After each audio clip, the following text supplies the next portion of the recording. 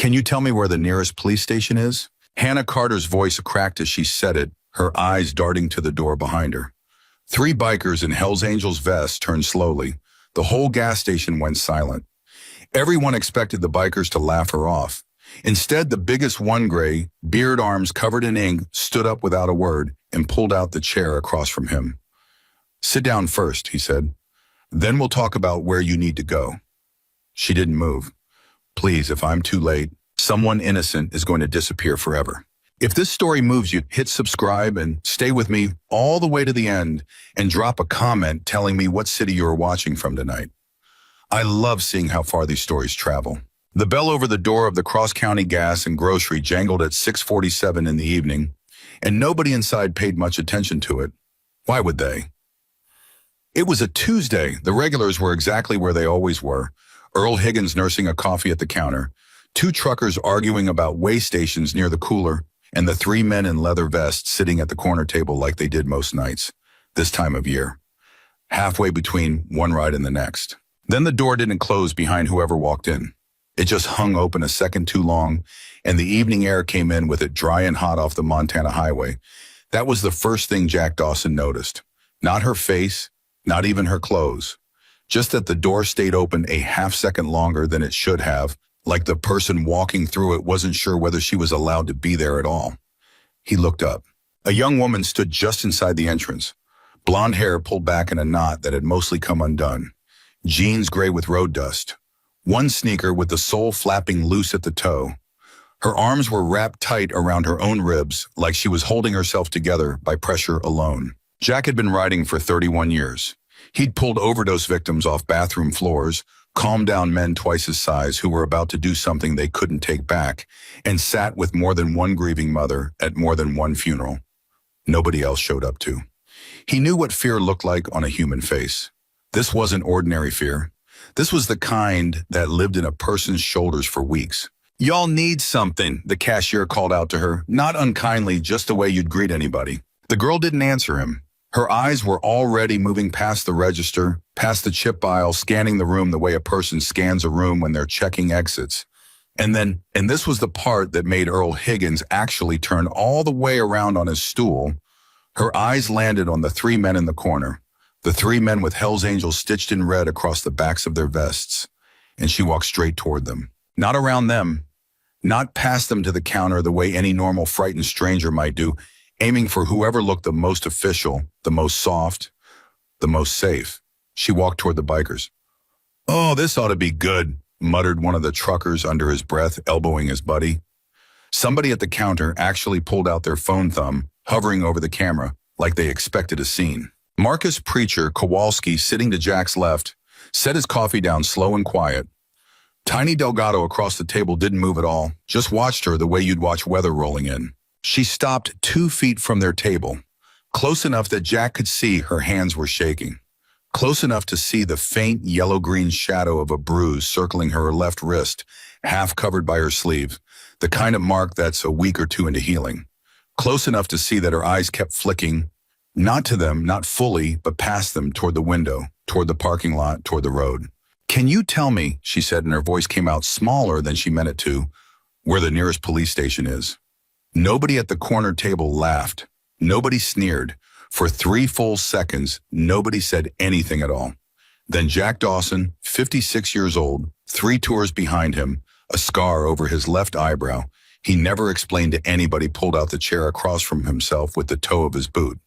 "Sit down first," he said, "then we'll talk about where you need to go." She didn't sit. Her eyes went wide just for a second, like she hadn't expected him to speak to her, like a person instead of a problem to be handled. I just need directions, that's all. I don't want any trouble." "You're not trouble," Jack said, "but you look like you're running from some." Her mouth opened, closed again. "Sit down," he said again, gentler this time. "Nobody's going to touch you. Not here. Not while we're sitting at this table." Something in the way he said it, flat, certain, no performance in it at all, made her pull the chair back an inch. She still didn't sit. Her hand rested on the back of it like she needed the option to run. "Please," she said, "if I'm too late, someone innocent is going to disappear forever." The whole table went still. Preacher's jaw tightened. Tiny leaned forward an inch, elbows on the table, the way he did right before a situation turned serious. And Jack had heard a lot of desperate things said in gas stations and truck stops over 3 decades of riding. But he had never once heard a 20-year-old girl say the word disappear like she already knew exactly what that word cost. "Sit down," Jack said a third time, and this time it wasn't a request. "You're safe right now, right this second. At this table you are safe. But I need you to sit down and breathe because you're about 2 seconds from falling over, and then we're going to have a different problem." Her knees seemed to understand before the rest of her did. She sank into the chair like the strings holding her up had finally been cut. "What's your name?" Jack asked. "Hannah?" Her voice barely carried. "Hannah Carter." "I'm Jack. This is Marcus. Everybody calls him Preacher." "That's Tiny." He didn't smile exactly, but something in his face softened just slightly, the way a man's face softens around something fragile. "Now, tell me why a girl walks into a gas station in the middle of nowhere and asks 3 strangers in biker vests for the police instead of asking the man behind the counter." Hannah's eyes flicked toward the register, toward the cashier, who was very obviously pretending not to listen while listening with his whole body. "Because I didn't know if I could trust him," she said quietly. "I don't know if I can trust anybody wearing a uniform anymore either. That's actually part of the problem." Preacher and Tiny exchanged a look across the table. It was the kind of look that passed between men who'd ridden together long enough to have a whole conversation without a single word. "Okay," Jack said slowly. "That's a strange thing to say. Start smaller. When's the last time you ate something?" Hannah blinked like the question had knocked her sideways. "Yesterday morning, I think." Jack didn't ask permission. He just lifted 2 fingers toward the counter, and the cashier who'd been standing there gripping the edge like it was a lifeboat practically ran to grab a menu. "Bring her a burger," Jack said. "Fries. Water first, then a Coke if she wants it." "I can't pay for," Hannah started. "Did I ask you to pay for it?" She stopped. Something about the bluntness of it, the total absence of any expectation behind it, made her eyes fill up fast and sudden. She pressed the back of her hand against them like she was furious at her own tears for showing up uninvited. "Sorry," she whispered. "I'm sorry. I haven't had anybody just do something for me in a long time, without wanting something back." "Nobody at this table wants anything from you," Jack said, "except maybe the truth whenever you're ready to give it. And I don't mean right this second. Eat first." The water came.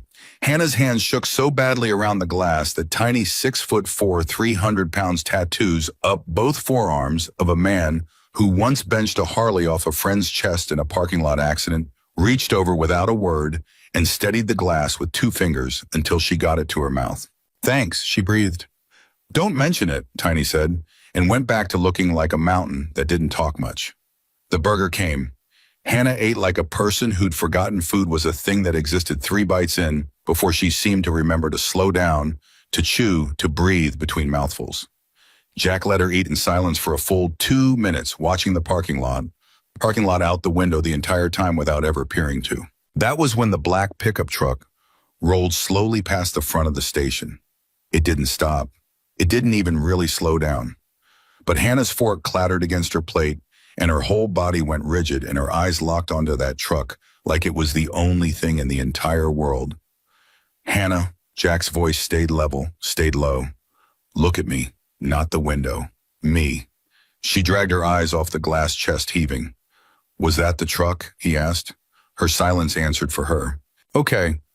Jack didn't turn around to look himself, not yet, not in a way that would tip off anybody watching from outside that the table had clocked the vehicle. Preacher was already moving, sliding out of the booth like it was nothing, like he was just headed to use the bathroom, angling toward the front window at a pace that wouldn't draw a single eye. "It's gone," he said quietly a moment later, sliding back into his seat. Didn't stop, didn't turn around, just rolled on through. Hannah's shoulders sagged, but only a little. "They do that," she whispered. "They drive by slow, just to see if I'm somewhere. They don't always stop. Sometimes that's worse, because you never know if they saw you or not." "Who is they?" Jack asked. Hannah's eyes dropped to the folded piece of paper sitting on the table beside her water glass, a piece of paper she hadn't let go of since she walked in the door, corners soft and gray from being held too long, too tight. I can't, she said. I don't even know you. I don't know if telling you makes it worse. I don't know if telling anybody makes it worse. Fair enough, Jack said, and meant it, no push behind the words, no pressure. You don't owe three strangers your whole story over a gas station burger. But I'll tell you what I do know, just from looking at you the last 10 minutes, and you tell me if I'm wrong. Hannah went still. You've got a bruise on that wrist that's a week, maybe 2 weeks old, Jack said quietly. You keep checking every vehicle that passes on that road like your life depends on which one slows down. You picked a seat with your back to the wall the second you sat, which means somebody taught you that lesson the hard way and taught it recent. And you didn't walk in here looking for the police because you trust the police. You walked in here because you're out of better options and you're desperate enough to gamble on three strangers in biker vests being safer than the badge you're supposed to be able to trust. Hannah's breath caught somewhere in her chest. How far did you walk to get here? Jack asked. 15 miles, she said, and her voice broke clean in half on the second word. Maybe more. I lost count somewhere around mile 10. 15 miles, Preacher repeated softly, like the number itself was an accusation against whatever had put her on that road. There's a station up in Miller's Ridge, Hannah said, and her hand tightened around the folded paper until her knuckles went white. I was heading there. I picked it because it's the farthest one from where I've been. I thought if I got far enough away and got to a department that had nothing to do with...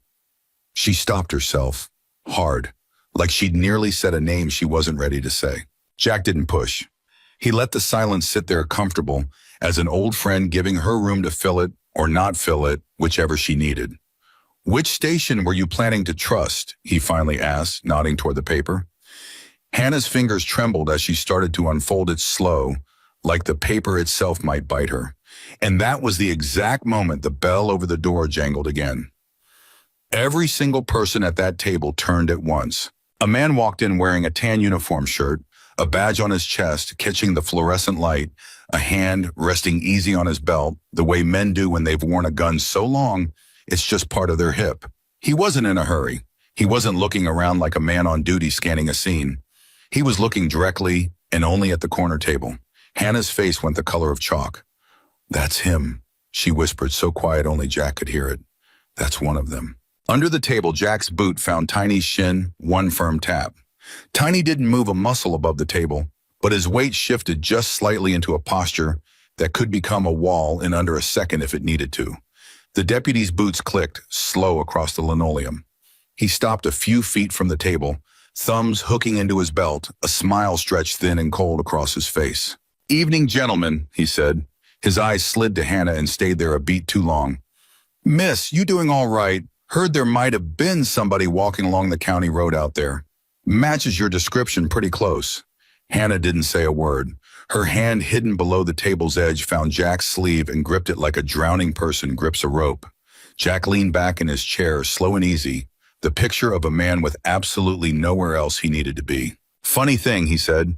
We were just sitting here enjoying our coffee. Nobody walking anywhere that I noticed. You sure you got the right gas station, deputy? The deputy's smile didn't move, but something behind his eyes did. Just doing my job, he said, making sure everybody's safe out here.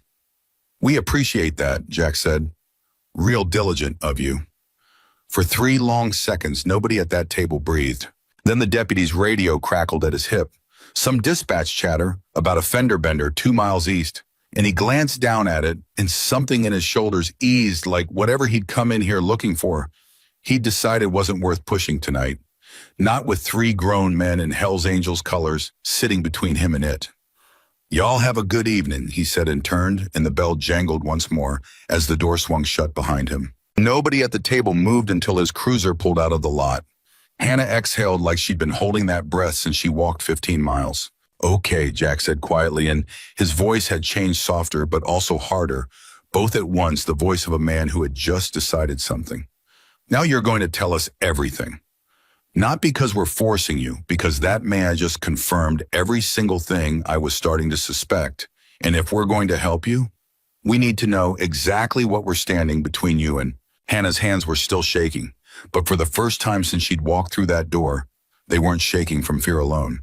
There was something else underneath it now, something that looked almost like relief. You believe me, she whispered. You actually believe me. Sweetheart, Tiny rumbled from across the table.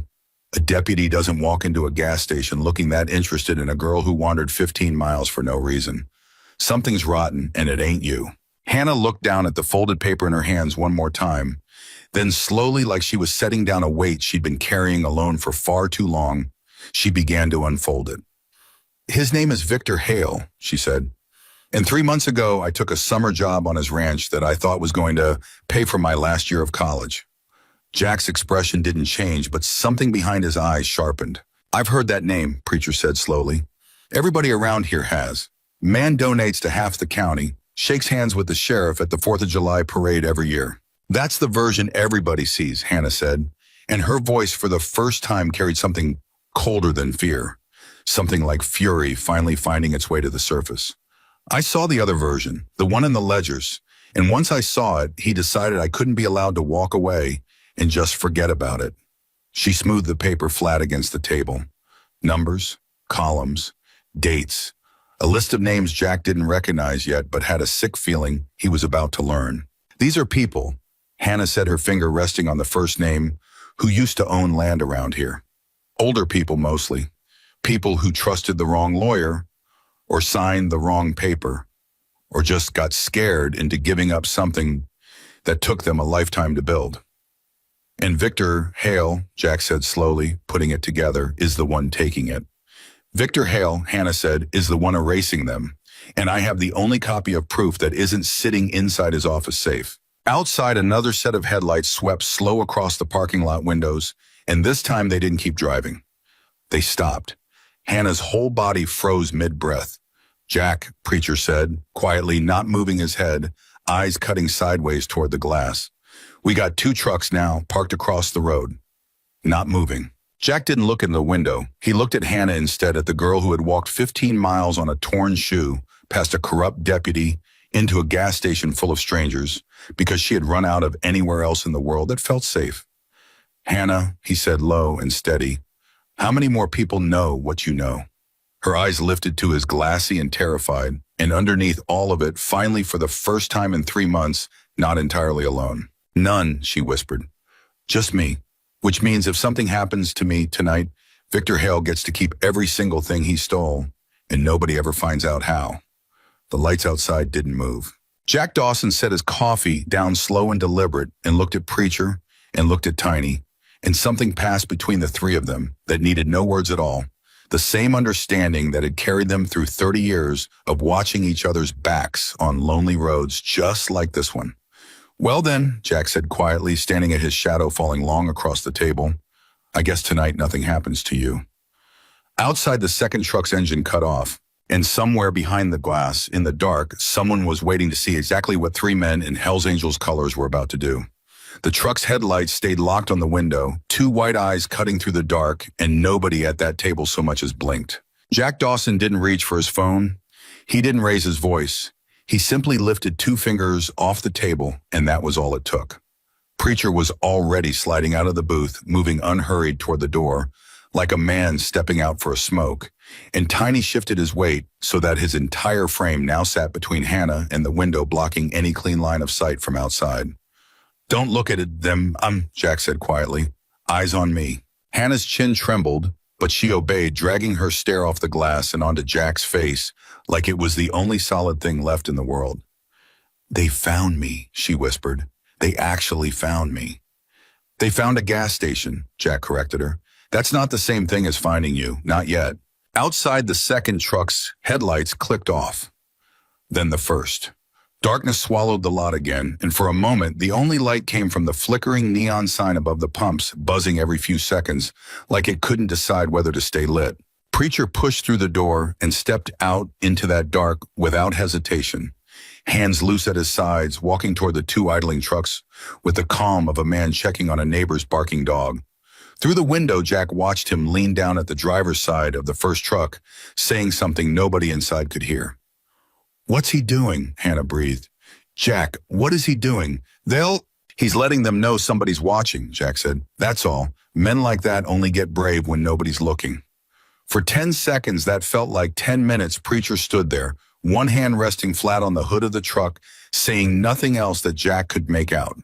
Then slow and deliberate, both trucks reversed out of their spots, turned and pulled back onto the county road, taillights shrinking into the dark until they disappeared completely. Preacher walked back inside like he'd just checked the weather. Well, Jack asked. 2 men in the first truck. Did not recognize either one. Second truck, I only saw the driver, but he had a face like he'd rather be anywhere else. Preacher slid back into the booth, jaw tight. Told them the lot camera was already recording their plates, and it'd be a real shame if something happened to a young lady while they sat there loitering. They didn't argue, just left. They'll be back, Hannah said, and her voice cracked on the word back. They always come back. That's what they do. They wait until you think you're safe, and then, Hannah. Jack's voice cut through hers, not sharp, but firm enough to anchor her. Look at me. You walked 15 miles tonight. You didn't collapse. You didn't give up. You found the one gas station in 50 miles with 3 Hells Angels sitting in the corner, and something in you knew to walk toward us instead of away. That's not luck. That's instinct. And your instinct's been right about every single thing since you sat down at this table. So trust it a little longer and trust us, because we are not going anywhere tonight. Hannah's eyes welled again, but this time she didn't wipe them away fast. She just let them fall, quiet, exhausted. Something in her shoulders finally starting to loosen for the first time since she'd walked 15 miles on a torn shoe. Okay, she whispered. Okay. Now, Jack said, leaning forward, forearms on the table. Finish what you started. Tell us about Victor Hale. All of it. Don't leave anything out because you think it sounds crazy or because you think we won't believe you. We already believe you. A dirty deputy walked in here 20 minutes ago and confirmed it for free. Hannah wrapped both hands around her water glass like it was the only warm thing left in the world. I grew up here, she started. Well, not here exactly, cross county, about 40 minutes south. My mom raised me alone after my dad passed when I was 11. She cleaned houses for a living, and I always knew college wasn't something we could just pay for outright, so I worked every summer since I was 16. Last spring, my accounting professor mentioned that Victor Hale was looking for a summer bookkeeper for his ranch operation. Said it paid better than anything else around. Said Victor had done it before hired students gave them real experience. I thought I'd hit the jackpot. Everybody around here thinks Victor Hale hung the moon, Preacher muttered. Man's practically the unofficial mayor, donates to the volunteer fire department, sponsors the Little League team. That's exactly what I thought too. Hannah said, something bitter creeping into her voice. The first month it was normal, boring even. I filed invoices, reconciled accounts for the cattle operation, tracked feed costs. Victor was polite, distant but polite. He'd come by the office maybe once a week, ask how things were going, tell me I was doing a fine job. When did that change, Jack asked. About 6 weeks in. Hannah's fingers tightened around the glass. I found a folder mixed in with the ranch's operating expenses. It wasn't labeled right. Somebody had filed it under equipment purchases. But it wasn't equipment. It was property acquisitions. Dozens of them. Small parcels mostly. Land that bordered the ranch land near the old railway easement, a few lots out toward Miller's Ridge. That's not illegal by itself, Jack said carefully. Man buying up land. No, Hannah agreed. That's what I thought too at first. Rich men buy land all the time, but then I noticed the purchase prices. Every single one of them was suspiciously low. Like insultingly low. A woman named Ruth Ann Pemberton sold 80 acres that should have gone for $400,000 easy, and the deed showed a sale price of $62,000. $62,000 for 80 acres? Tiny repeated, disbelief thick in his voice. That's what the paperwork said, Hannah continued. So I did what any bookkeeping student with too much curiosity does. I started cross-referencing. County tax assessor records, property tax history, names on deeds versus names in probate filings. And that's when I found the pattern. She paused and Jack could see her building up to something the way a person does right before they say a thing out loud for the first time and have to hear how heavy it sounds once it's actually spoken. Every single seller was elderly, Hannah said. Every one of them, widows mostly, a few elderly couples, people in their 70s and 80s who'd owned their land for 40, 50 years. And every single sale happened within months of some kind of legal trouble showing up in their life. A code violation notice. A tax lien that appeared out of nowhere. A lawsuit from a contractor nobody could verify actually did any work. Jack's jaw tightened. Beside him, Preacher had gone very still, the way he did when a sermon he was building in his head suddenly found its ending. They were manufacturing pressure, Preacher said quietly, scaring old folks into selling cheap. Worse than that, Hannah said. I found records of a man named Deputy Roy Castellan showing up at 3 of these properties delivering notices that didn't match anything in the official county filing system. I checked, called the county clerk's office myself pretending to be doing a research project. She told me there was no record of any code enforcement action against Ruth Ann Pemberton's property. None. The notice was fake, fabricated on official-looking letterhead to scare an 81-year-old widow into thinking she was about to lose everything to fiends she couldn't afford so that when Victor's man showed up 2 weeks later offering to take the problem off her hands, she signed without even calling a lawyer. That deputy that walked in here tonight, Jack said slowly. Castellan. Hannah nodded and her whole body seemed to shrink at the memory. That was him. The table went silent for a moment. Outside, the neon sign buzzed and flickered again, throwing long, uneven shadows across the linoleum floor. How'd he figure out you knew? Jack asked. Hannah's hands started shaking again, and this time it wasn't from cold or exhaustion. It was memory raw and immediate crawling back up through her. I made a mistake, she said. I printed copies. I know how stupid that sounds now, but I didn't trust just saving it digitally. I was scared it'd get deleted or the files would get wiped somehow, so I printed everything and hid the folder in my car. 2 nights later, I was working late in the ranch office, and Victor came in. He never came in that late. Never. And he had this look on his face like he already knew something, and he asked me real casual, real friendly if I'd had a chance to review the equipment purchase records from the spring. He was testing you, Jack said. I lied, Hannah whispered. I said I hadn't gotten to that folder yet, but he just kept looking at me, like he was waiting to see if I'd flinch. And I think I did. I think something in my face gave it away because the next morning my laptop was gone from the office. Said there'd been a break-in overnight. Nothing else was taken, just my laptop with every file I'd been building. But you had the printed copies, Tiny said. In my car, Hannah confirmed, which is the only reason I still have anything at all. That same day, Victor told me my position was being restructured and that they wouldn't be needing a bookkeeper through the fall after all. Very polite about it. Very sorry for the inconvenience.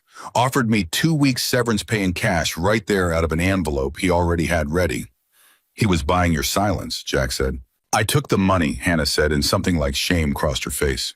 I know how that looks, but I was scared, and I didn't know yet how deep it went, and 2 weeks pay in cash felt like a way out. I packed my things, drove back to my apartment near campus that night, and I thought that was the end of it. It wasn't, Preacher said. It wasn't a question. 3 days later, somebody broke into my apartment, Hannah said, and her voice dropped to barely more than breath. I wasn't there. I was at a friend's place, thank God, because when I came back, everything was torn apart. Drawers dumped out, mattress cut open. My car, the same car where I'd hidden the folder, the driver's side window was smashed, and the folder was gone from the glove box. So they got it, Jack said, something heavy settling into his chest. They got the folder I put in the glove box, Hannah said, and for the first time since she'd sat down, something like a small, exhausted, bitter smile crossed her face. But I'd already moved the real copies somewhere else 2 days before that. I kept a decoy in the car on purpose, because by then I already suspected somebody might come looking. Jack sat back, slowly studying her, with something that looked almost like respect breaking through the concern on his face. Smart, he said. Not smart enough, Hannah said, and the smile vanished as fast as it came. Because that same night, my roommate called me screaming that 2 men were sitting outside our apartment building in a truck just watching engine running. I didn't go home. I grabbed what I had at my friend's place and I ran. I've been running for 11 days. 11 days, Tiny repeated softly like the number itself was an offense. I couldn't go to the police in my own town, Hannah continued, and now that the dam had broken, the words came faster, tumbling over each other like she'd been holding them back with both hands for far too long. Because Deputy Castellan works out of that precinct, and I don't know how many others in that department are involved with him, I couldn't go to my mom's house because that's the first place they'd look, and I couldn't risk them finding her because of me. I've been sleeping in my car in truck stops one night in a church parking lot because I was too scared to close my eyes anywhere else. And the real copies, Jack asked carefully, where are they now? Hannah's eyes flicked to the folded paper on the table, the same one she'd started to unfold before Deputy Castellan had walked through that door. And then slower, she looked up and met Jack's eyes directly for the first time since she'd sat down. This isn't all of it, she said. This is just a summary I wrote from memory names and figures I memorized before they took the folder. But the actual documents, bank statements, the forged notices, copies of Victor's ledger showing cash payments to Castellan, I mailed those to myself. Preacher blinked. You mailed evidence to yourself. General delivery, Hannah said, to a post office in Miller's Ridge. That's why I was walking there. I figured if I could get to that town, pick up the package and find a police department that had nothing to do with Victor or Castellan, I could finally hand everything over to somebody who couldn't be bought. That's why you picked the station up there, Jack said, understanding clicking into place. It's the closest department outside Victor's reach. I thought it was, Hannah said, and her face fell again. But I don't know that for certain. I don't know how far his reach actually goes. That's the whole problem. I don't know who I can trust, and every hour I don't know that package sits in a post office where anybody with the right kind of pressure could make somebody hand it over early or worse. Jack was quiet for a long moment, turning something over behind his eyes. Then he looked at Preacher and something passed between them. The same silent short hand. 30 years of riding together builds into two men. Preacher, Jack said, call Wendell. Preacher was already reaching for his phone. Wendell Briggs. He's retired now, but he ran the state financial crimes division for 11 years before that. Jack explained to Hannah, watching her face carefully. Man doesn't answer to any local badge. Doesn't owe Victor Hale a damn thing. If what you're telling us checks out even halfway, Wendell's the kind of man who can make this move fast and move it somewhere Victor can't reach. You know a state investigator? Hannah asked, something like disbelief cutting through the exhaustion on her face. I know a lot of people, Jack said simply. Some of them wear vests like mine. Some of them used to carry badges before they got sick of watching men like Victor Hale buy their way around the law. Wendell's the second kind. Preacher had the phone to his ear, pacing a slow circle near the window, watching the dark parking lot as he waited for it to connect. Wendell, it's Marcus. A pause. Yeah, I know what time it is. Listen, I need you to actually wake up for this one. Another pause longer. We've got a 20-year-old girl sitting across from me with evidence on Victor Hale. Land fraud, forged documents, a dirty deputy named Castellan running interference for him. Preacher's eyes flicked to Hannah. Yeah, that Victor Hale. Hannah's hands had gone white-knuckled around her glass again, and Jack reached across the table without thinking twice and placed his own hand over hers, steady grounding. You're doing the right thing, he said quietly. You've been doing the right thing this whole time. It just took you 11 days to find people who could actually help you finish it. On the phone, Preacher's voice had shifted sharper now, all business. She's got a package waiting general delivery at the Miller's Ridge post office. Bank statements, forged notices, a ledger with cash payments to Castellan documented. He listened for a moment. That's what I thought too. Yeah, we'll sit tight. Get here as fast as you can. He ended the call and slid back into the booth. Wendell's 40 minutes out, he told Jack. Says don't move, don't call anybody official yet, and whatever we do, don't let that girl out of our sight. Wasn't planning to, Jack said.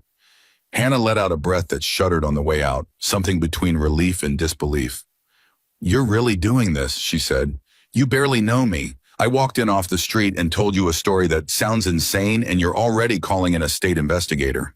You didn't tell us a story, Jack said. You told us the truth, and it happened to line up with a dirty deputy walking through that door. Not 15 minutes later, checking to see if you were sitting right where you're sitting now. That's not insane. That's exactly what it looks like when somebody with money and a badge in his pocket thinks he can make a problem disappear before anybody notices it existed. Outside, the neon sign flickered again, buzzing, and this time it didn't come back on right away. The gas station dimmed a shade darker just for a moment before the light stuttered back to life. They cut the power, Hannah said immediately, her whole body snapping rigid. That's just a bad bulb, the cashier called from behind the counter, not looking up from restocking cigarettes, oblivious to the tension radiating off the corner table. Been doing that for a week. I keep telling the owner to replace it. Hannah's shoulders sagged, embarrassment flushing across her face. I'm sorry, You've got nothing to apologize for, Jack said firmly. When somebody's been hunting you for 11 days, every flickering light looks like a threat. That's not crazy. That's what surviving looks like. Tiny, who'd been quiet for a while, shifted in his seat. Jack, I don't like sitting here exposed like this. If Castellan already made her once, he's going to circle back, and next time he might not come in alone. Jack nodded slowly, already thinking 3 steps ahead. You're right. We need to move her somewhere with fewer windows and better exits before Wendell gets here. He looked at Hannah. There's a clubhouse about 15 minutes from here. Not fancy, but it's ours, and nobody gets in that door without every single person inside knowing about it first. You'll be safer there than anywhere in this county tonight. Hannah hesitated, some old instinct flaring up. How do I know that's not exactly what somebody would say if they wanted to isolate me? The question hung in the air, blunt and honest, and Jack respected her for it more than he let on. You don't, he admitted. Not for certain. Trust isn't something I can hand you across a table, Hannah. You've had it broken by people who were supposed to have your back, your boss, a badge that was supposed to protect you. I understand if you don't want to get in a car with 3 strangers, even ones who just spent the last 20 minutes trying to help you. Hannah looked at each of them in turn. Jack's steady, patient eyes, Preacher's quiet watchfulness, Tiny's enormous, gentle presence that had steadied her water glass without being asked. Preacher, Jack said, call Wendell back. Tell him to meet us at the clubhouse instead of here. Give him the address. Already ahead of you, Preacher said, phone back to his ear. Hannah's eyes dropped to the table, to the folded paper still sitting there, to the 11 days of running etched into every line on her exhausted face. Okay, she said finally, so quiet it was almost lost under the hum of the gas station's fluorescent lights. Okay, I'll go. I don't have anywhere else left to go anyway. That's not why you should go, Jack said gently. You should go because for the first time in 11 days, you've got people standing between you and Victor Hale who don't answer to his money and don't wear a badge he can buy. That's the difference.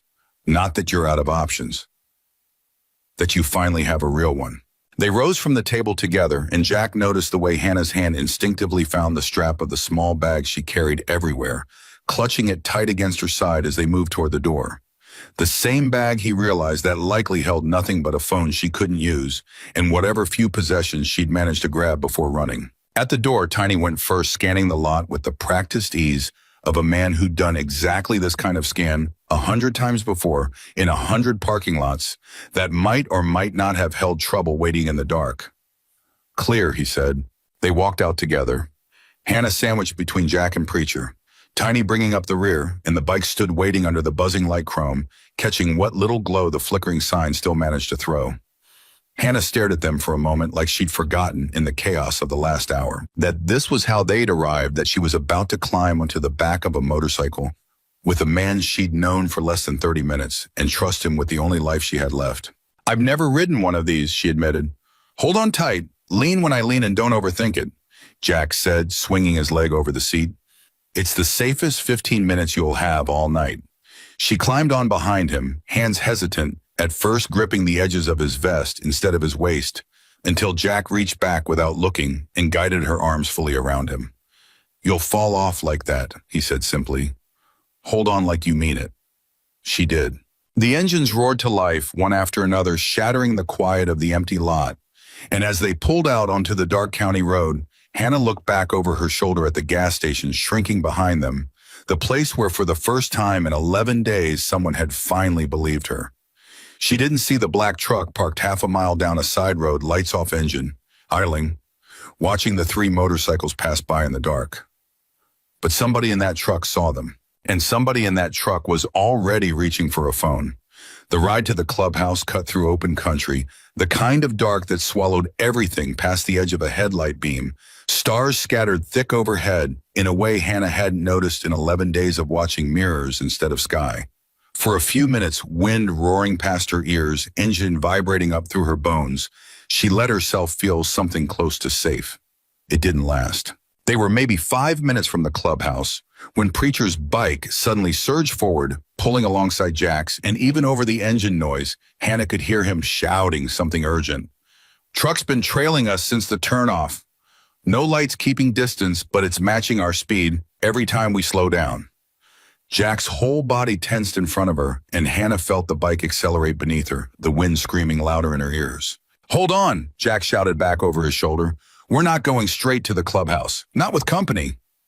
"Where are we going?" Hannah shouted back, terror flooding fresh through her veins, 11 days of running, collapsing back onto her chest in an instant. "Trust me," Jack shouted. "Just hold on." The three motorcycles peeled off the main road in near perfect unison, cutting down a narrow side lane. Hannah never would have noticed in the dark gravel spitting up behind their tires. Behind them, headlights flared on abruptly, the trailing truck, no longer bothering to hide, accelerating hard to follow. "They're coming!" Hannah screamed.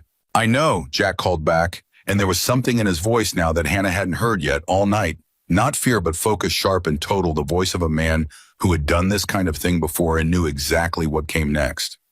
Tiny's bike dropped back, falling in directly behind them, deliberately positioning his massive frame and machine as a wall between Hannah and whatever was closing in from behind. "Preacher, call it in," Jack shouted. Preacher already had his phone pressed one-handed against his ear, steering with the other, shouting into it over the wind. "Wendell, change of plans.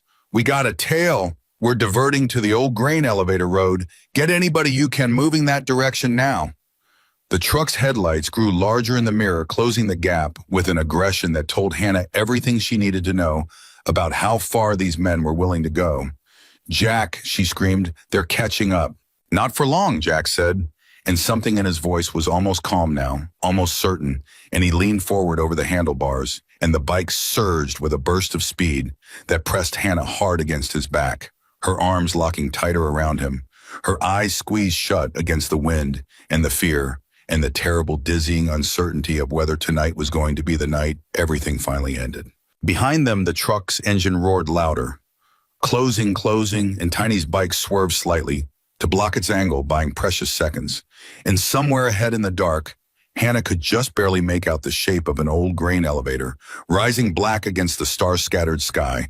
A landmark, a destination, something Jack clearly knew, and the truck's driver clearly didn't expect them to know. "Almost there," Jack shouted. "Just hold on a little longer." And Hannah, 11 days into running for her life, finally allowed herself to believe for the first time since she'd walked into that gas station that maybe, just maybe, holding on a little longer might actually be enough. The grain elevator rose up out of the dark like a tower waiting for them, and Jack cut his headlight the second he saw it. Preacher and Tiny doing the same, a half beat behind him, 3 engines still roaring, but 3 beams of light gone dark all at once, plunging the narrow lane into a blackness, broken only by starlight, and the truck's headlights still bearing down from behind. "Hold on," Jack shouted, and he leaned hard into a turn Hannah never would have seen coming. Gravel spraying the old loading road, curving sharp behind the base of the elevator, and for 3 full seconds the massive structure stood directly between them and the truck's line of sight. It was enough. Jack killed the throttle, easing the bike into the shadow of the elevator's loading dock. Preacher and Tiny pulling in tight behind him, all 3 engines dropping to an idle, so low they barely made a sound at all. Behind them, out on the main lane, the truck roared past the turnoff without slowing, taillights shrinking fast into the dark, its driver clearly expecting them to have stayed on the straight road. For a moment, nobody breathed. "They lost us," Hannah whispered, disbelief thick in her voice, her arms still locked around Jack's waist, like she hadn't caught up yet with the fact that they'd actually stopped moving. "For now," Jack said quietly, killing his engine completely. "That road dead ends about 2 miles up at an old rail crossing. Whoever's driving that truck is going to realize real quick they made a mistake, and when they do, they're going to come back looking." "Then we need to move," Tiny said, already easing his bike backward out of the shadow. "Not on that road," Preacher said, phone lighting up his face in the dark as a text came through. "Wendell says he's 12 minutes out coming from the north side, and he wants us cutting through the old Talbot fence line instead of going back the way we came." "Talbot's been dead 6 years," Jack said. "That fence line's barely a road anymore." "Which is exactly why nobody's going to expect us to take it," Preacher said. Jack twisted around in his seat just enough to look at Hannah directly, her face pale in the dark, her whole body still trembling from the adrenaline of the chase. "You still with us?" he asked. "I don't have anywhere else to be," Hannah breathed, and there was something almost like dark humor buried in the exhaustion of it, the kind of joke a person makes when they've run out of any other way to hold themselves together. "Good answer," Jack said, and started the engine again low and quiet, and the three bikes eased out from behind the elevator and turned away from the main road, entirely cutting across open ground toward a fence line that hadn't seen a maintained road in the better part of a decade. The ride was rougher this time. No pavement beneath them, just packed dirt and scattered gravel, and the occasional jolt that made Hannah's teeth clack together. But there were no headlights behind them now, no engine roar chasing them through the dark, just the three of them in the stars and the distant black shape of hills rolling toward the horizon. It took almost 20 minutes to reach the clubhouse, longer than it should have, but Jack wasn't taking any more chances with a direct route, doubling back twice just to be sure, until finally the shape of a low building rose up ahead, lights on inside a handful of motorcycles already parked out front, and Hannah felt something in her chest loosen for the first time in 11 days at the sight of it. They rolled to a stop in the gravel lot, and before the engines had even finished idling down the clubhouse, doors swung open and three more men stepped out. And standing among them, unmistakable in a way that made Hannah's breath catch, was a tall, silver-haired man in a plain button-down shirt. No vest, no patches, just the bearing of someone who'd spent a career walking into rooms and taking control of them. "Wendell," Jack said, swinging off the bike and helping Hannah down after him, her legs unsteady beneath her from the ride and the fear of both. "Glad you made good time. When Marcus calls me at 11 at night talking about Victor, Hale, and a dirty deputy, I don't dawdle," Wendell Briggs said, and his eyes moved to Hannah with an intensity that made her want to shrink and stand taller all at once. "You must be the young lady who's been carrying all this by herself." "Hannah," she managed. "Hannah Carter." "Wendell Briggs, retired but not so retired. I've forgotten how to make a phone call that actually gets answered." He extended a hand and Hannah shook it, surprised at how steady her own hand felt, like his presence alone was already lending her some of his calm. "Marcus tells me you've got documentation on land fraud, forged notices, and cash payments to a county deputy." "That's true. It's true," Hannah said. "Or most of it is true based on what I saw with my own eyes. The actual proof, the documents, they're sitting in a post office box in Miller's Ridge. General delivery. I mailed them to myself before I ran." Wendell's expression sharpened, and he glanced at Jack. "She still has the claim ticket." Hannah's hand went instinctively to the small bag at her side, and she pulled out a slip of paper worn soft at the folds from being checked and rechecked 100 times over 11 anxious days. "Right here," she said. "I never let it out of my sight." "Smart girl," Wendell murmured, taking the ticket carefully and studying it under the porch light. "Miller's Ridge Post Office doesn't open again until 8 in the morning. That's a problem because the longer that package sits there, the more time somebody has to figure out where you sent it." "Nobody knows I mailed it there," Hannah said quickly. "I was careful. I didn't tell anybody, not even my mom, not even my roommate." "You didn't tell anybody on purpose," Wendell said gently. "But desperate men make desperate assumptions, Hannah, and if Victor Hale's people have been tracking your movements for 11 days, they may already have a working theory about where you'd run to and why. We can't assume that ticket is a secret anymore, not after tonight."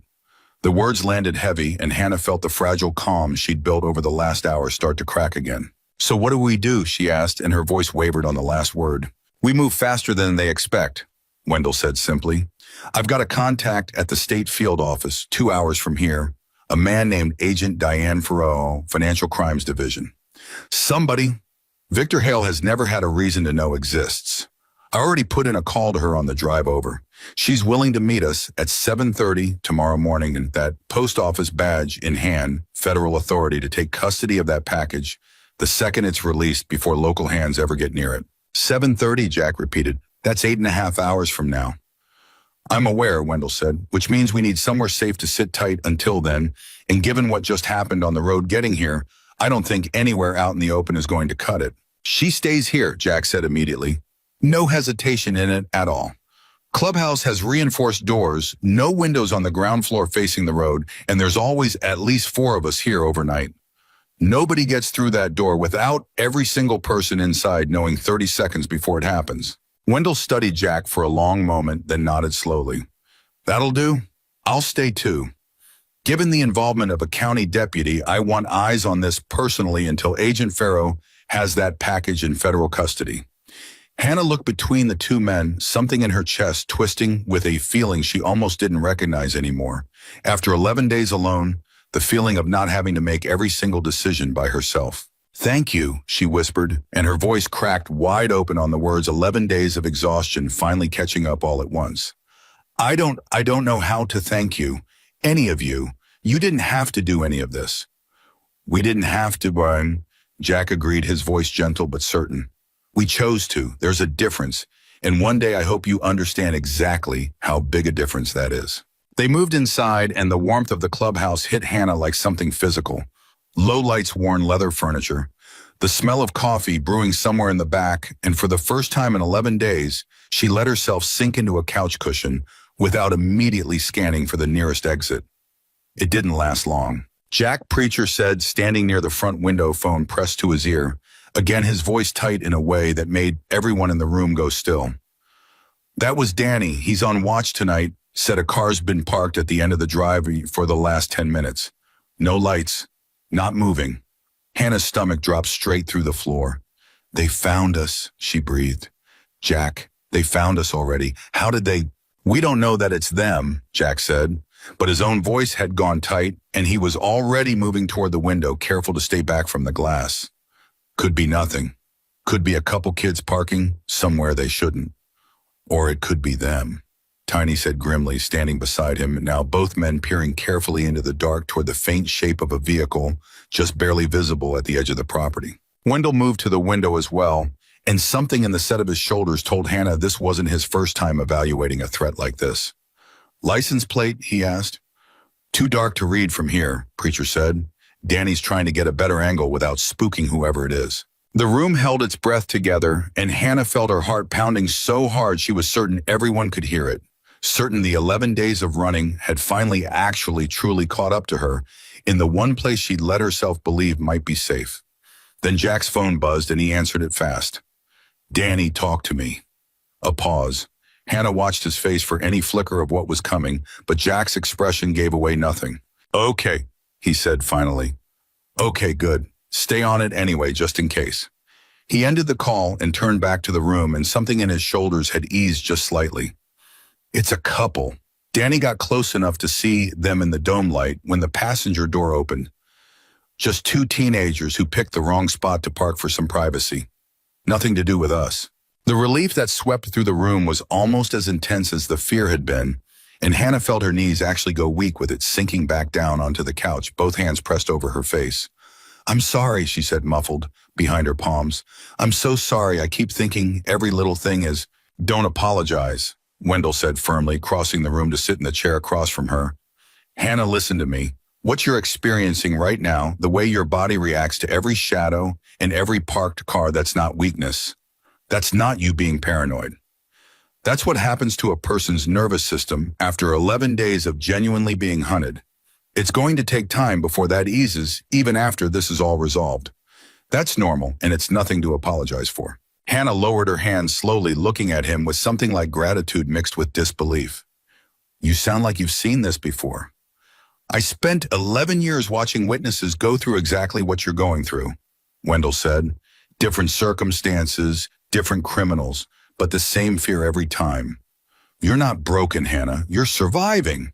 There's a difference." Jack settled into the chair beside Wendell's, watching Hannah with an expression that had softened considerably from the sharp, alert focus he'd carried since the gas station. "Get some rest if you can," he said. "Even an hour. You've got a long night and a longer morning ahead of you, and running on no sleep isn't going to help anybody, least of all you." "I don't think I can sleep," Hannah admitted. "Every time I close my eyes, I see that truck's headlights." "Then just rest your eyes," Jack said. "Nobody's asking you to sleep deep. Just let your body settle a little. We'll be right here. All night. Nobody gets near you without going through every single one of us first." Hannah looked around the room slowly, at Tiny still stationed near the window, massive and unmoving as a fortress wall. At Preacher, phone still in hand, watching the dark outside with quiet vigilance. At Wendell, steady and certain, a man who'd clearly done this exact kind of waiting 100 times before. At Jack, whose face had carried her through the worst hour of her 11 days without ever once wavering. "Okay," she whispered, And for the first time since she'd walked into that gas station, she let her eyes close, not from exhaustion collapsing over her, but from something closer to trust, fragile and new and entirely unfamiliar, after 11 days of trusting no one at all. She didn't fully sleep. Nobody in that room expected her to. But somewhere in the quiet hours that followed, curled into the corner of that worn leather couch, surrounded by the low murmur of men taking turns keeping watch, Hannah Carter's body finally allowed itself to rest, even if her mind never fully let go of the fear. It was almost 3 a.m. when Preacher's phone buzzed again, and this time the sound of it jolted Hannah fully awake, heart hammering before her eyes even opened. "It's Danny again," Preacher said, already answering. Yeah, go ahead." His face changed almost instantly, all the calm draining out of it. "Say that again." Jack was on his feet before Preacher had even finished the sentence. "What?" "Danny says there's smoke," Preacher said, lowering the phone slightly, his voice tight with something new, something urgent. "Out past the old Talbot property. He can see it from the ridge. Says it looks like it's coming from the direction of Miller's Ridge." Hannah's blood went cold. "The post office," she whispered. "Jack, that's near the post office." Wendell was already up, already moving toward the door, his phone pressed to his ear. "Farrow, it's Briggs. I need you to tell me right now if there's any activity near that Miller's Ridge post office tonight, because I've got a report of smoke in that direction, and I do not like the timing of this one bit." The room had gone electric, every ounce of the calm they'd built over the last hour, evaporating in an instant, and Hannah stood on shaking legs, gripping the back of the couch like it was the only thing keeping her upright. "If they burned that post office," she said, her voice rising with panic, "if they destroyed that package, then there's nothing left. There's no proof. It's just my word against his, and nobody's going to believe a 20-year-old former employee over Victor Hale." "Hannah." Jack crossed the room and gripped her shoulders, forcing her to look at him instead of spiraling further into the fear climbing up her throat. "We don't know anything yet. Don't build the worst version of this in your head before we have facts." "But if it's true," Jack said, steady and unshaking even as the room around them buzzed with tension, "then we adapt. You're not the only piece of evidence in this, Hannah. You watched it happen. You lived it. You have a memory full of names and dates and numbers that no fire can burn. Whatever happens with that package, you are still the single most important witness against Victor Hale that exists, and nothing that happens tonight changes that." Wendell lowered his phone, his expression grim but controlled. "Farrow says she's diverting an agent to the scene now. We won't know anything concrete for at least 20 minutes. 20 minutes, Hannah felt each one of them stretch out like an hour, the room full of men who'd spent their whole night protecting her, now standing helpless against a threat burning somewhere out in the dark that none of them could reach in time to stop. "Sit down," Jack said, gently guiding her back toward the couch. "Whatever's happening out there, panicking in here isn't going to change it. We wait, we find out. Then we move."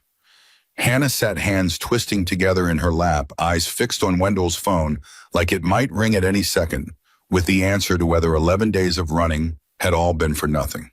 The clock on the wall ticked past 3:15, then 3:20. At 3:26, Wendell's phone finally buzzed, and the entire room went silent as he answered, his face unreadable as he listened. "Say that again," he said slowly. "You're certain?" Hannah's fingers dug into her own knees, bracing for the worst. Wendell lowered the phone, and for one terrible second, his expression gave away nothing at all. Then slowly something like relief broke across his face. "It wasn't the post office," he said. "The fire's at an old equipment barn 2 miles east of it on a property registered to a shell company. Farrow's agent says it looks deliberate, accelerant. But whatever they burned, it wasn't the post office, and it wasn't your package." Hannah's whole body sagged with relief so total, it nearly took her off the couch, a sob breaking loose from somewhere deep in her chest. "Then why burn a barn?" Jack asked, his eyes narrowing with the kind of suspicion that came from decades of recognizing when something didn't add up. "Because," Wendell said slowly, working it through even as he spoke it aloud, "if that barn belongs to one of Victor's shell companies, and there's something inside it worth destroying before daylight, then Hannah's not the only threat to him tonight. Somebody somewhere is racing against the same clock we are trying to erase evidence before anyone gets close enough to find it." "Which means he's scared," Preacher said quietly, "genuinely scared, not just of one girl's testimony, of something bigger." Hannah looked up slowly, wiping at her eyes, something shifting behind her exhaustion. Now something that looked almost like the first flicker of hope she'd allowed herself in 11 long days. "There's more than what I found," she said slowly, thinking it through even as the words came out. "There has to be. If he's willing to burn a building at 3 in the morning just to keep something hidden, then whatever's inside that barn, it's bigger than land fraud. It's bigger than than anything I even saw." Wendell's eyes met Jack's across the room, and something unspoken passed between the two men, the same quiet understanding that passes between people who've spent their lives learning to recognize when a case just cracked wide open. "Then I suppose," Wendell said quietly, "we better find out exactly what Victor Hale is so afraid of that he'd risk burning down his own barn in the middle of the night rather than let the sun come up on it." Outside, the sky at the edge of the horizon had not yet begun to lighten, but somewhere out past the ridge, smoke still curled up into the dark, carrying with it the first real proof that Hannah Carter's 11 days of running had uncovered something far larger than any of them had understood when she first walked through that gas station door. Nobody in that room slept again after the call about the barn. Wendell paced a slow track between the window and the table phone pressed to his ear off and on as updates trickled in from Agent Farrow's people at the scene, and Jack sat close enough to Hannah that she could feel the steadiness radiating off him, even when neither of them spoke. At 4:40, Wendell finally lowered the phone and looked at the room with an expression that told everyone something had changed. "Farrow's people cleared the barn scene enough to get inside," he said. "Fire didn't take the whole structure. Whoever set it panicked or got interrupted because it only caught in one corner before it burned itself out. There's a safe in there, steel floor bolted, scorched, but intact." "Can they open it?" Jack asked. "Not without a warrant tied to something more concrete than a fire at 3 in the morning, Wendell said, "which is exactly why I need that post office package in Farrow's hands the second it opens. Right now, all we've got is smoke and suspicion. We need paper. We need names. We need the thing that turns a judge's pen into a search warrant." Hannah sat forward, some of the fog of exhaustion burning off her face replaced by something sharper. "The package has bank statements. It has the ledger showing cash payments to Castellan. If that's enough to get a warrant for the ranch office, and the ranch office connects to the same shell company that owns the barn, then Farrell pulls the safe open with a federal judge's blessing instead of breaking the law to do it," Wendell finished. "Exactly, which means everything now comes down to 7:30 this morning and making sure nothing happens to you or that claim ticket between now and then." The words hung heavy in the room, and Hannah felt the weight of it settle back onto her shoulders. Not the same directionless fear she'd carried for 11 days, but something almost worse. Now a fear with a deadline attached to it, a fear that knew exactly what it was waiting for. "What time is it now?" she asked. "5:15, Preacher said from his post at the window. 2.5 hours. 2.5 hours had never felt so impossibly long. Jack must have seen something shift in her face because he leaned forward, elbows on his knees, and spoke low enough that it felt like it was just the two of them in the room, even with 5 other people scattered around it. "You made it 11 days, he said. "You made it 15 miles on a busted shoe. You sat across from a dirty deputy and didn't flinch when it counted. 2.5 hours is nothing compared to what you've already survived, Hannah. You just have to sit still and let us do the rest." "That's the part I'm bad at," Hannah admitted, a broken half-laugh escaping her. "Sitting still. 11 days of running teaches you that stillness is dangerous." "Not tonight," Jack said. "Ma, tonight stillness is the safest thing you can do." The sky outside had not yet started to lighten when Danny's voice crackled through Preacher's phone again, sharper this time, more urgent, and every head in the room turned at once. "Say it slower," Preacher said, and something in his tone made Hannah's stomach drop straight through the floor before she even understood what was happening. "Danny, slower." "What is it?" Jack demanded. Preacher lowered the phone, his face pale in the dim light. "There's a car coming up the main drive. Headlights on this time. Moving slow." "How many?" Tiny asked, already moving toward the door. "Just one vehicle," Preacher said. "But Danny says it's got county markings." Hannah's breath caught somewhere in her throat. 11 days of instinct, screaming at her all at once, and she was on her feet before she even realized she'd moved. "It's Castellan. It has to be Castellan." "Sit down," Wendell said, his voice suddenly cutting through the room with an authority that stilled everyone in head. Nobody panics. Nobody does anything that gives away we're scared. Jack is your clubhouse, legally on your property, doors locked. Nothing illegal in plain sight. Nothing but coffee and a pool table, Jack said grimly. Then a deputy showing up here in the middle of the night has to have a reason. And if it's Castellan acting alone outside his jurisdiction at 5 in the morning, he is the one operating without cover right now, not us. Wendell's eyes swept the room. Everybody stays calm. Hannah stays in the back room, out of sight, door closed. Jack, you and I handle whoever's at that door. I'm not hiding, Hannah said, and her voice, though it shook, carried something new in it, a thread of the same fire that had gotten her 15 miles down a county road on a torn shoe. I've been hiding for 11 days. I'm done. Hannah, Jack's voice was firm, but not unkind. This isn't about hiding. This is about not handing Castellan a reason to claim you were ever here at all, in case this goes somewhere none of us want it to go. Let us handle the door. You've done enough tonight. Hannah's jaw tightened at 11 days of exhaustion and fear and fury, warring behind her eyes. But finally she nodded and Tiny guided her gently toward the back room, closing the door most of the way, but leaving a thin gap just enough for her to hear everything happening on the other side. Headlights swept across the front windows, engine noise growing louder, then cutting off entirely. A car door opened, boots on gravel. Jack and Wendell stood together near the front door, and Preacher hovered just off to the side, close enough to move fast if he needed to, phone still gripped tight in one hand. A fist knocked hard against the door, 3 sharp raps. Jack opened it himself, filling the frame with his own body, blocking any clear line of sight into the room behind him. Deputy Castellan, Jack said, and his voice was pleasant, almost lazy. The voice of a man completely unbothered by a badge showing up at his door at 5 in the morning. Bit early for a social call. Through the gap in the back room door, Hannah pressed her hand over her mouth, listening to the sound of that voice for the second time in one night, and every muscle in her body went rigid with the memory of it. Jack?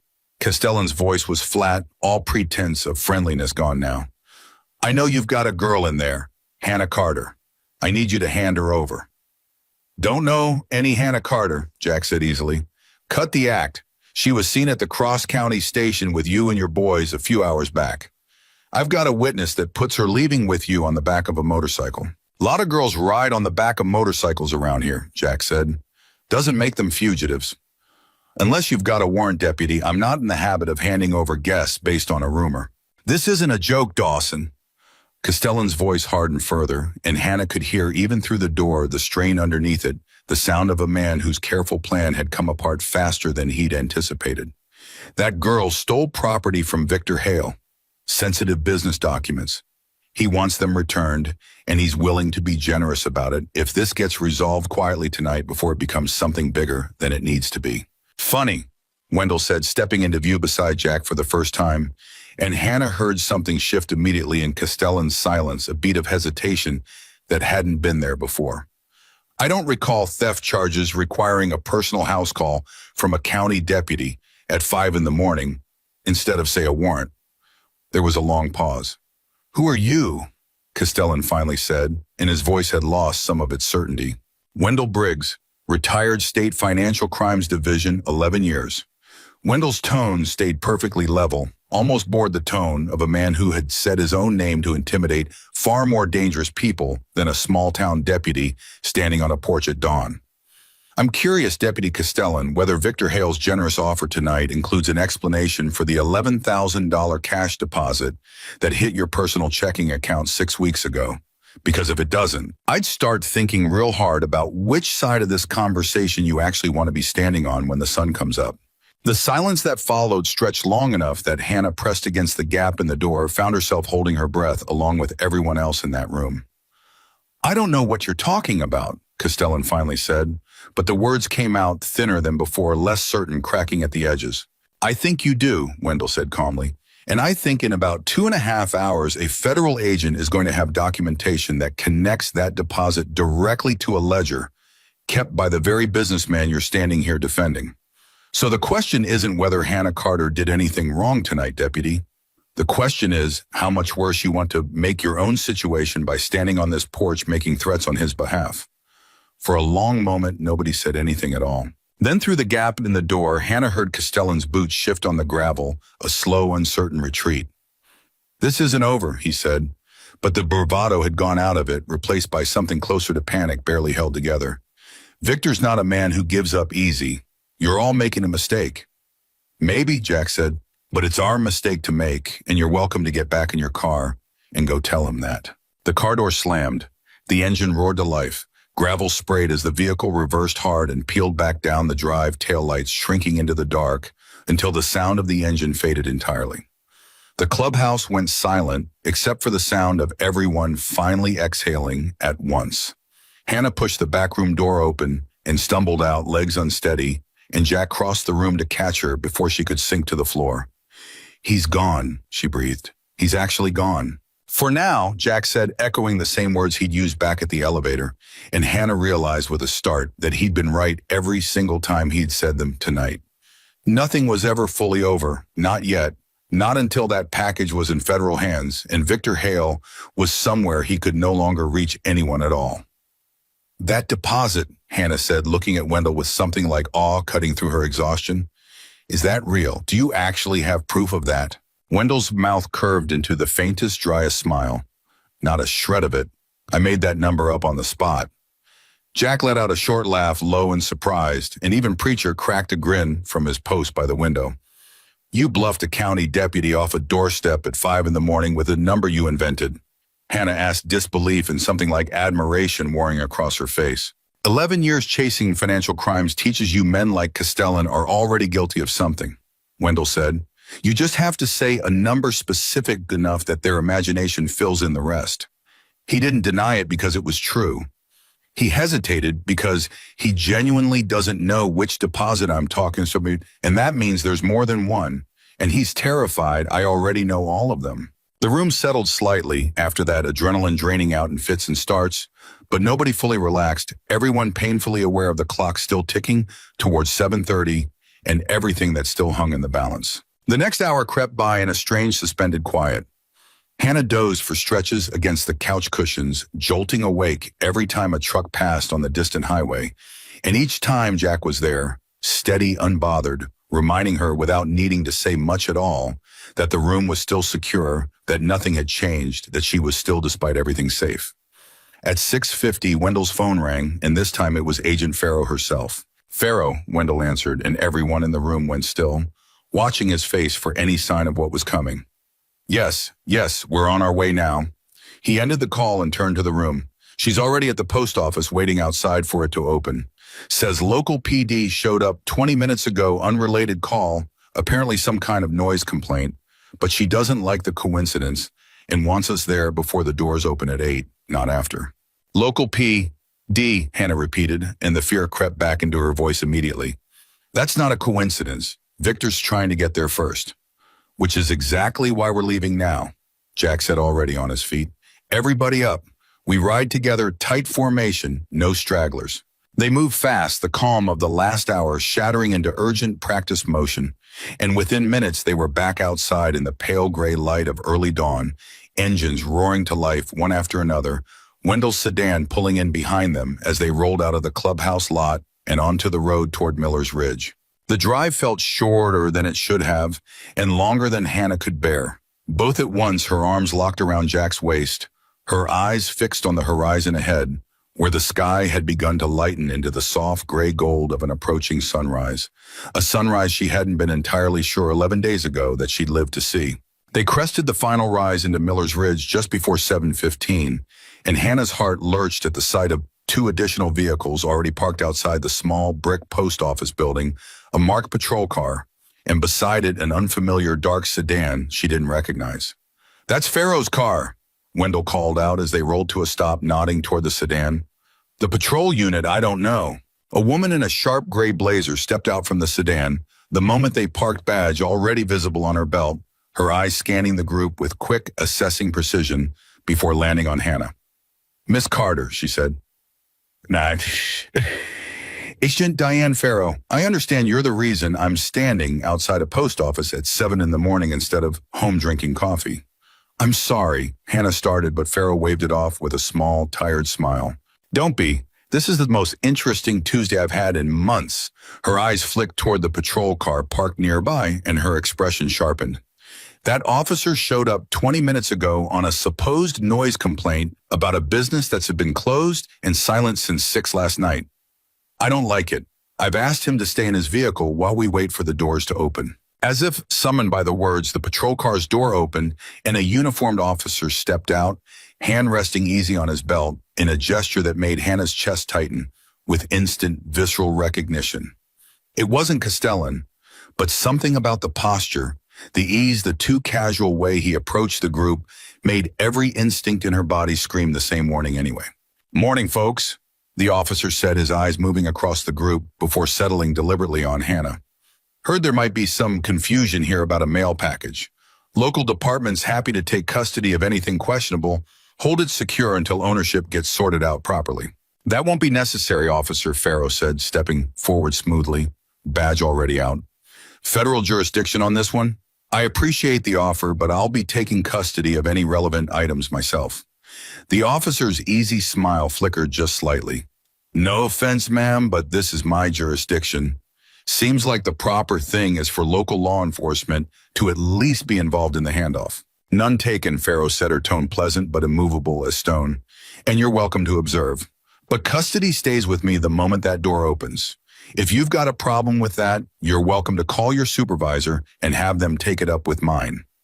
The officer's jaw tightened, and for a moment nobody moved, the tension stretching thin and taut across the small parking lot as the sky continued lightening overhead, the first true rays of sunrise breaking gold across the horizon. Then from inside the building a light flicked on, and the shape of an elderly postal clerk appeared behind the glass door, keys jingling as she moved to unlock it.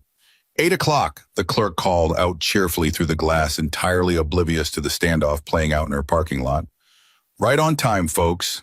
The door swung open, and in that single suspended second, with Farrow stepping forward with the officer's hand tightening almost imperceptibly at his belt, with Hannah's claim ticket trembling in her outstretched hand, and 11 days of running finally narrowing down to this one small doorway, nobody in that parking lot could say for certain whose custody that package was actually about to land in.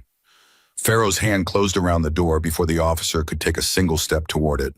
"Miss Carter," she said, not taking her eyes off the patrolman, "hand me the ticket."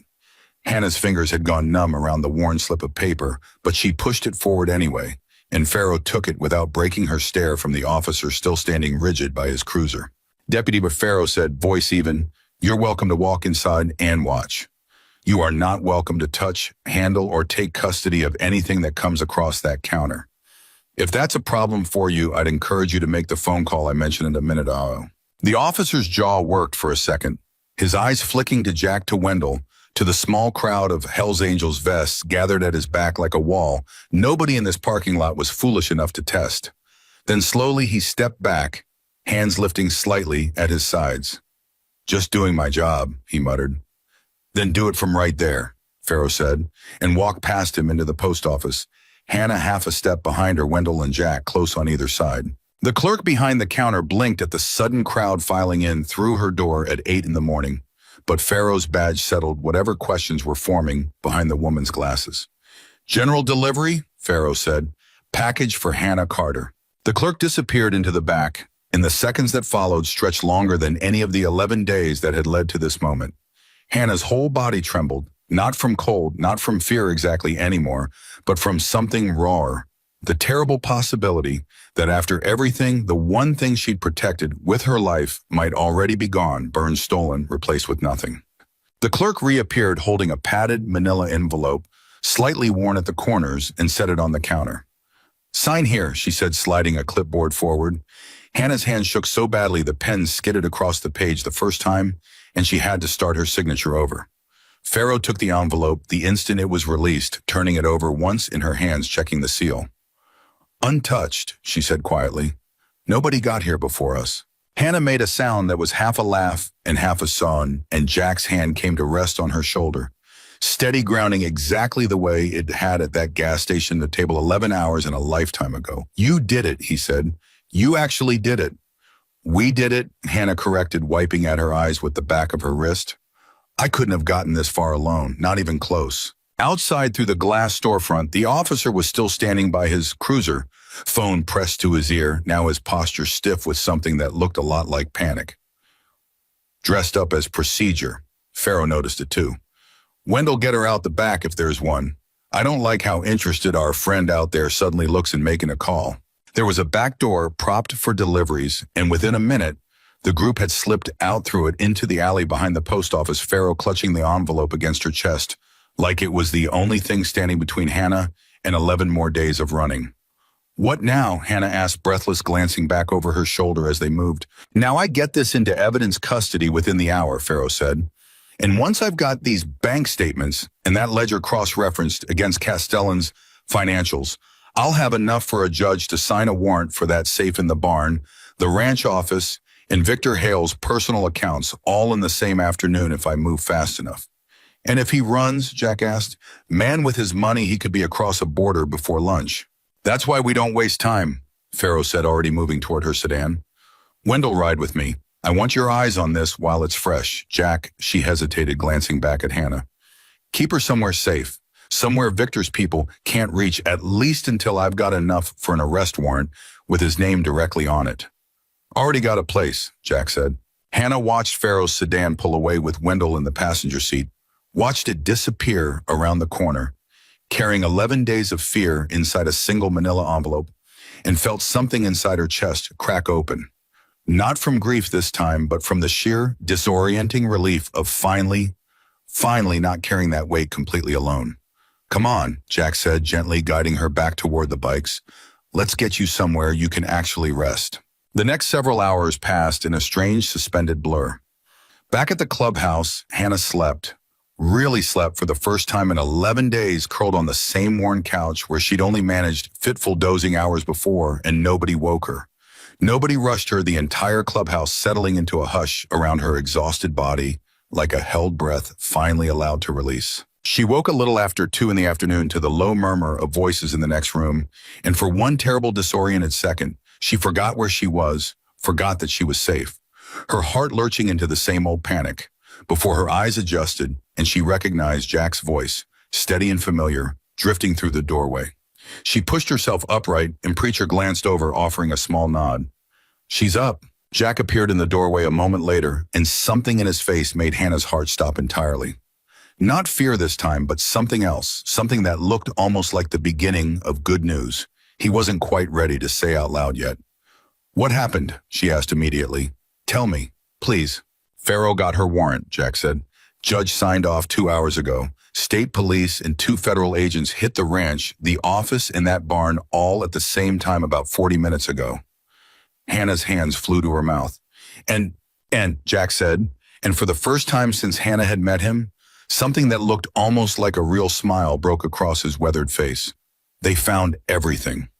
The safe in the barn had over $300,000 in bike cars, a second set of ledgers going back 6 years, and a list of properties that makes what you found look like just the beginning.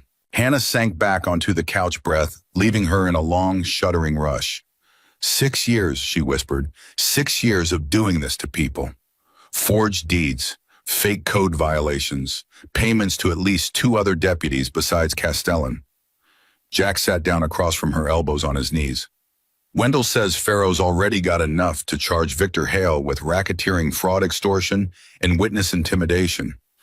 And that's before they finish going through everything in that safe. Witness intimidation, Hannah repeated softly. That's me. That's you, Jack confirmed. Which means your testimony isn't just helpful anymore, Hannah. It's central. You're the thread that pulled the entire thing apart. Tears slid down Hannah's face, but they came easier, this time lighter somehow, carrying 11 days of fear out with them instead of adding to the weight of it. Is he in custody? She asked. Victor, is he actually taken into custody at his ranch about 30 minutes ago? Jack said. No resistance. Wendell said he looked like a man who already knew the math didn't work in his favor anymore. And Castellan.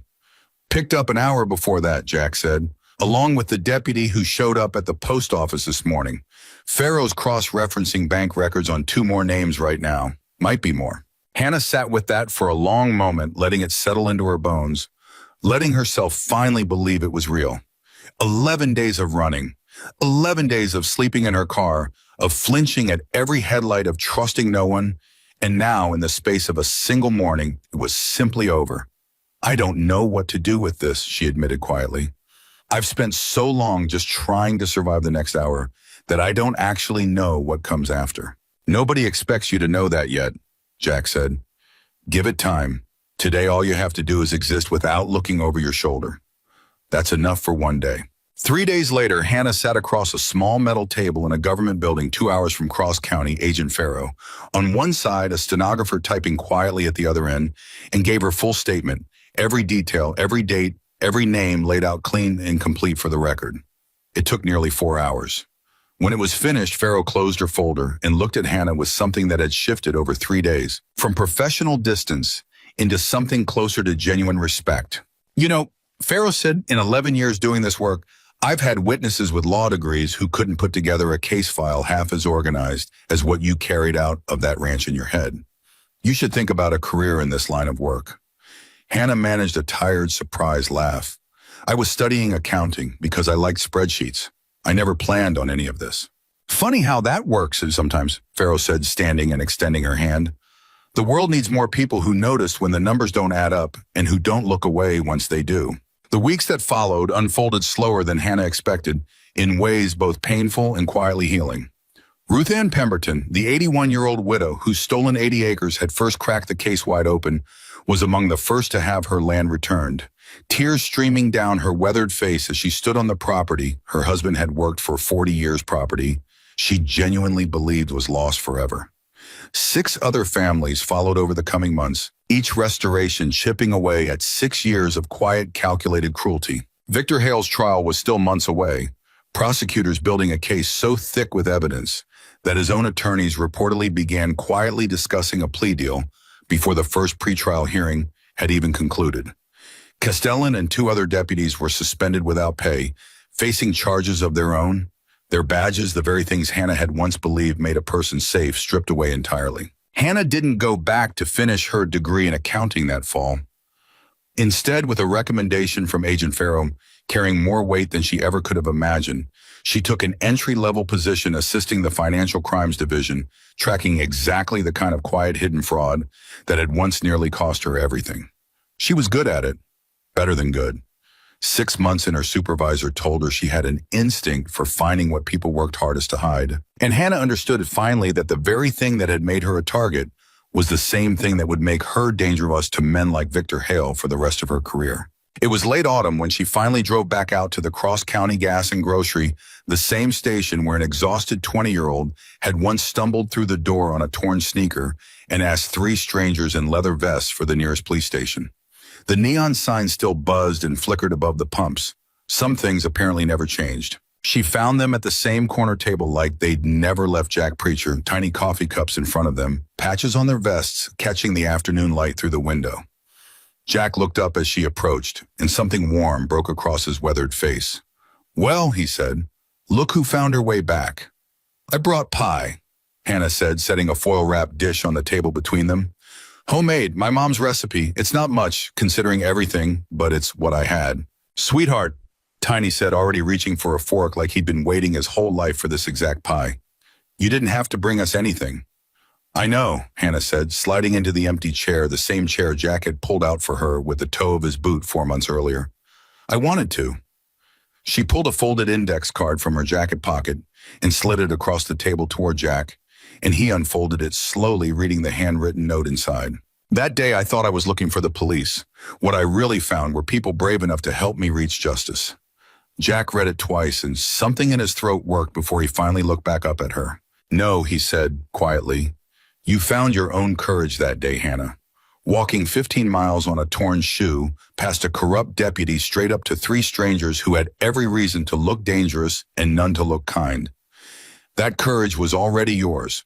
We just happened to be sitting in the right corner of the right gas station when you needed somewhere to put it." Hannah felt her eyes well up again, but she didn't wipe them away this time, didn't apologize for them the way she had that first exhausted night. She simply let them fall grateful, whole, finally, entirely unafraid. "Victor's trial starts in January," she said. "I'll be testifying." "We'll be there," Preacher said immediately, no hesitation at all. "Every day of it if the court allows it." "You don't have to do that." "We know," Jack said, echoing her own words back to her with a small, knowing smile. "We want to."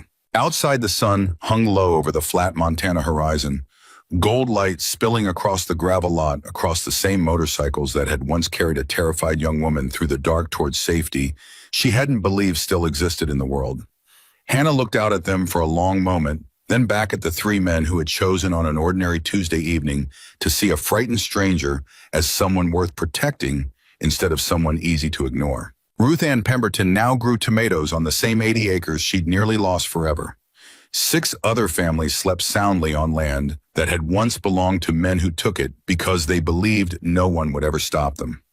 Victor Hale sat in a jail cell awaiting a trial he could not buy his way out of, and Deputy Roy Castellan had traded his badge for a public defender in a future far smaller than the one he'd once believed his corruption had purchased for him. And Hannah Carter, who had once walked 15 miles believing she had nowhere left to turn, now sat surrounded by people who had proven without hesitation exactly the opposite. "Thank you," she said again, quieter this time, the words carrying everything that 4 months and 11 terrible days and one impossible night could never fully express. "For believing me before you had any real reason to." Jack set down his coffee, looked at her with the same steady, certain gaze he'd offered across a gas station table the night everything changed, and shook his head slowly. "We didn't believe you because we had proof, Hannah," he said. "We believed you because you had the courage to walk toward the people everyone else warned you to walk away from, and that kind of courage doesn't lie. Not once, not ever." The bikes started one by one outside as the afternoon faded toward evening, engines rumbling low and steady into the quiet Montana air. And Hannah Carter sat in that same gas station, no longer running, no longer hunted, no longer alone. Proof finally and completely that sometimes the very people the world teaches you to fear are exactly the ones who will stand between you and everything trying to destroy you, and that courage once found never truly disappears again.